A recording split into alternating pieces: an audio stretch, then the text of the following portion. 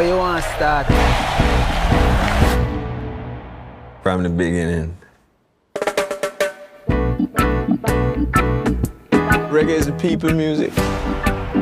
People coming together. You know, what was the transformation like for you? Because I read, you know, you did a lot of the prep for this on the set of Barbie. Yeah, I got the gig and I was on Barbie and I just started doing some of the preparation on, you know, when we were on downtime.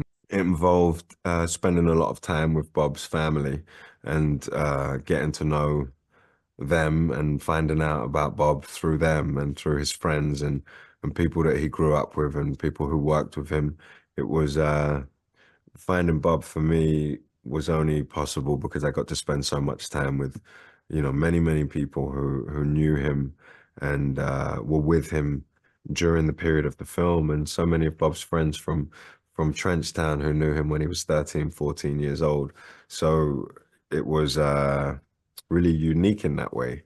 Of course, I read all the books and studied all the music, but at some point that became really, that was what I had access to anyone and everyone. So I was really needed to understand who Bob was as a human being. I understand him as an icon and as a legend. I understand, you know, how much he means to so many people around the world and in Jamaica specifically.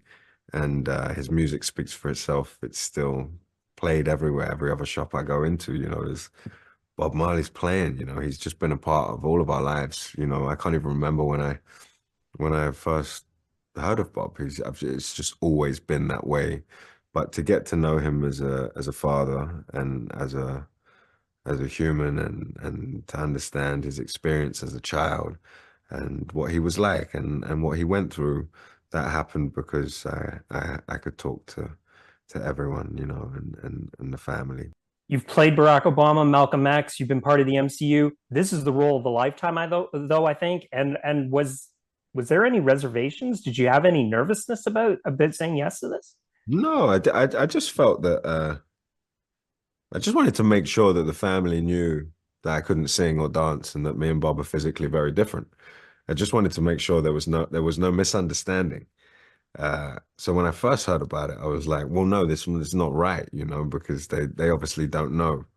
And obviously agents and studios, they want you to do, you know, they have the reasons why they want you to do things. But I was actually like, no, but is it right? Is it right that I, you know, audition for this? And so once Ziggy and the family were clear that I couldn't do any of that and that what we needed to do was try and tap into a spirit and to find Bob's humanity, and that, you know, I could get as far as I could go with the singing and the music, and then if not, there would be ways around it.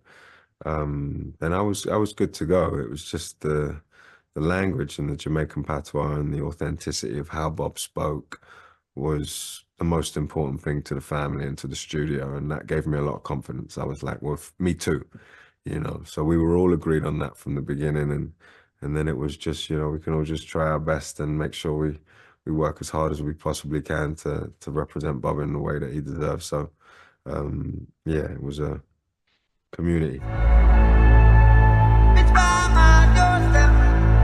Sometimes the messenger has to become the message.